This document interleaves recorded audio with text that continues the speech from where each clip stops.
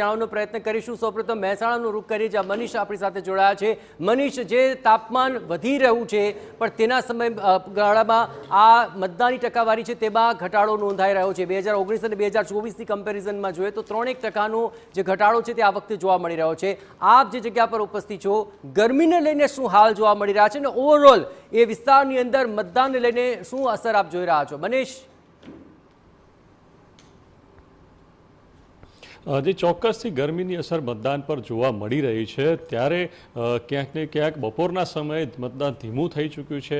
અત્યાર સુધી 50%થી વધુ મતદાન થઈ ચૂક્યું છે મહેસાણા જિલ્લામાં। ત્યારે આપણી સાથે છે જિલ્લા ચૂંટણી અધિકારી, એમની સાથે પણ વાત કરીશું અને આ ગરમીમાં મતદારો માટે પણ કેવી વ્યવસ્થા કરવામાં આવી અને મતદારોને આકર્ષવા માટે કે કોઈ પણ પ્રકારની તકલીફ ન પડે એ બાબતે પણ ખાસ ધ્યાન રાખવામાં તો કેવા કેવા પગલાં લેવામાં આવ્યા અને આજે કેવી કમ્પ્લેનો આવીને કેટલા ઈવીએમ ખૂટવા, દરેક બાબતની માહિતી જિલ્લા ચૂંટણી અધિકારી પાસેથી લઈશું। આજે કેવી ગરમીમાં સમયમાં મતદારોનો કેવો પ્રતિભાવ રહ્યો, કેટલું મતદાન થયું અને કેવી સમસ્યાઓનો આજે મતદારોએ અને કર્મચારીઓએ સામનો કરવો?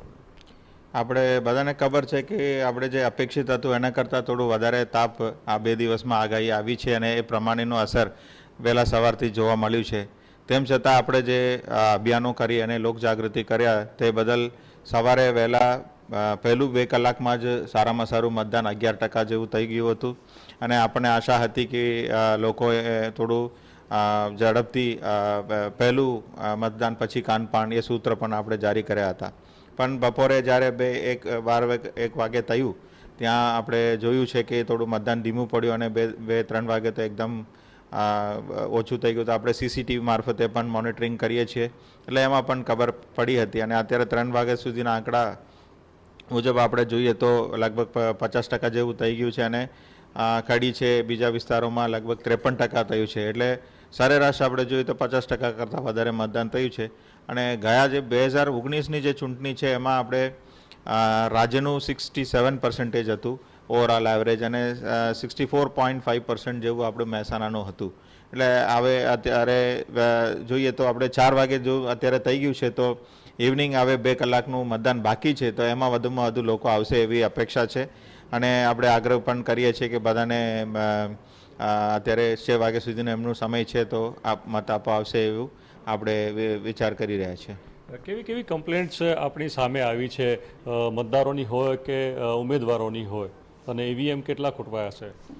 આપણે જેટલા 1805 બૂથને એકસાથે આપણે મતદાન કરી રહ્યા છીએ અને લગભગ 14,000 જેટલા લોકોએ કામગીરી કરી રહ્યા છે। ત્યારે ઈવીએમ, વીવીપેટ ને બેલેટ યુનિટનું પણ આપણે શરૂઆત કરી હતી સવારે મોક પોલમાં।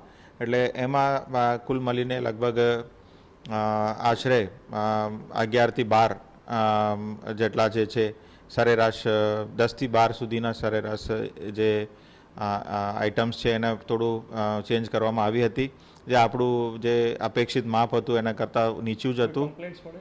ના, એ પછી જે આપણે ચૂંટણી શરૂ થઈ એમાં નાના મોટા કમ્પ્લેન્ટ્સ હતા, મોડલ કોડ ઓફ કન્ડક્ટનું વાયોલેશનમાં હતા અને ક્યાંક થોડા પાણીનું અને અથવા છાંયડાનું વ્યવસ્થાની થોડી કમીનું રજૂઆત આવી હતી અને આપણે ક્વિક રિસ્પોન્સ ટીમ પણ બની રાખેલું જ હતું। એટલે 15-20 મિનિટમાં આપણે બધા જે કમ્પ્લેન્ટ્સ છે એને આપણે સોલ્વ કર્યા હતા અને ચૂંટણી બરાબર રીતે ચાલી રહ્યું છે। તો હતા જિલ્લા ચૂંટણી અધિકારી, તેઓએ જણાવ્યું કે શાંતિપૂર્ણ મતદાન ચાલી રહ્યું છે અને છેલ્લા જે હવે સમય બાકી રહ્યો છે એની અંદર પણ વધુમાં વધુ મતદારો મતદાન કરે થઈ રહ્યું છે। જે આભાર મનીષ। અને હવે ભાવનગરનો રૂખ કરીશું એના। બિલકુલ।